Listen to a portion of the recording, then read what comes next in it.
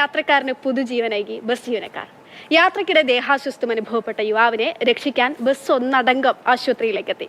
വളാഞ്ചേരി പാലക്കാട് റൂട്ടിൽ സർവീസ് നടത്തുന്ന നീനു സ്റ്റാർ എന്ന ബസ്സിലെ ജീവനക്കാരും യാത്രക്കാരുമാണ് ഇന്നത്തെ ഹീറോസ്.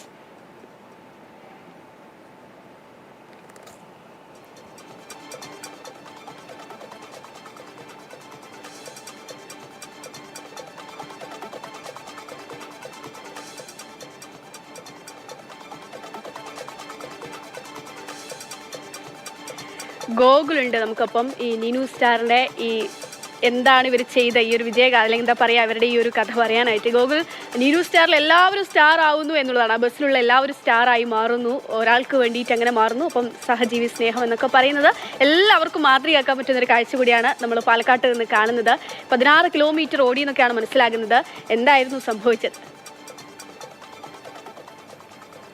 അതായത് നീനു സ്റ്റാർ എന്നുള്ള ബസ് കുറേ നാളായി ഇങ്ങനെ ഓടുന്നുണ്ട്, പാലക്കാട്ടേക്ക് ഓടുന്നുണ്ട്. പക്ഷേ അതിൻ്റെ പേര് അത് യാഥാർത്ഥ്യമാക്കുന്ന രീതിയിൽ നീനു സ്റ്റാർ, ആ ബസ് ഒരു സ്റ്റാർ ആകുന്നത് ഇന്നലെയാണ്. ഇന്നലെ വൈകുന്നേരം 4 മണിക്ക് മണികണ്ഠൻ എന്ന് പറയുന്ന ഒരു യുവാവ് ബസ്സിന് അകത്ത് വെച്ച് ദേഹാസ്വാസ്ഥ്യം അനുഭവപ്പെട്ടു. വാണിയംകുളത്തേക്കാണ് അദ്ദേഹം ടിക്കറ്റ് എടുത്തിരുന്നത്.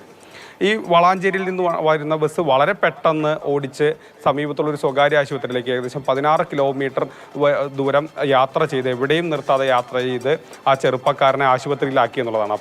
അപ്പോഴാണ് ആ ബസ് യഥാർത്ഥത്തിൽ സ്റ്റാർ ആകുന്നത്. ബസ് മാത്രമല്ല, ബസ്സിലെ ജീവനക്കാർ മനാഫ്, ഷറഫുദ്ദീൻ, അവരെടുത്തു പറയണം, അവർ ആ ഒരു അവസരോചിതമായ ഇടപെടൽ മൂലം ഒരു യുവാവിൻ്റെ ജീവൻ രക്ഷപ്പെട്ടു. മാത്രമല്ല, ബസ്സിലുള്ള ഓരോരുത്തരും ആരും ഒരു എതിർപ്പും പറയാതെ സഹകരിച്ചു എന്നുള്ളത് അത് എടുത്തു പറയേണ്ട കാര്യമാണ്. അങ്ങനെ അവരുടെയൊക്കെ സഹകരണം മൂലം ഒരു യുവാവ് ജീവിക്കുന്നു, അയാൾ ഇനിയും കുറേ കാലം ജീവിക്കാനുള്ള ഒരു അവസരം അവരുണ്ടാക്കുന്നു എന്നുള്ളതാണ്. ദേഹാസ്വാസ്ഥ്യം അനുഭവപ്പെട്ട് അദ്ദേഹത്തിന് കുഴഞ്ഞു വീഴുന്നൊരു നിലയിലുണ്ടായി. ഉടൻ തന്നെ ഓടിച്ച് വാഹനം വളരെ വേഗത്തിൽ, വളരെ പെട്ടെന്ന് ഓടിച്ച് സമീപത്തെ ആശുപത്രിയിൽ എത്തിച്ചു എന്നുള്ളത് എടുത്തു പറയേണ്ട കാര്യമാണ്. നമ്മൾ ഇതിനു മുൻപ് ഞാൻ പാലക്കാട് നിന്ന് സമാനമായൊരു വാർത്ത റിപ്പോർട്ട് ചെയ്തിട്ടുണ്ട്. അപ്പോൾ ഇങ്ങനെ നന്മയുള്ള ഒരുപാട് മനുഷ്യരുണ്ട്. ആ മനുഷ്യരുടെയൊക്കെ പ്രയത്നം കൊണ്ട് ഇങ്ങനെ ഒരുപാട് ജീവനുകൾ ഓരോ ദിവസവും രക്ഷപ്പെടുന്നുമുണ്ട്.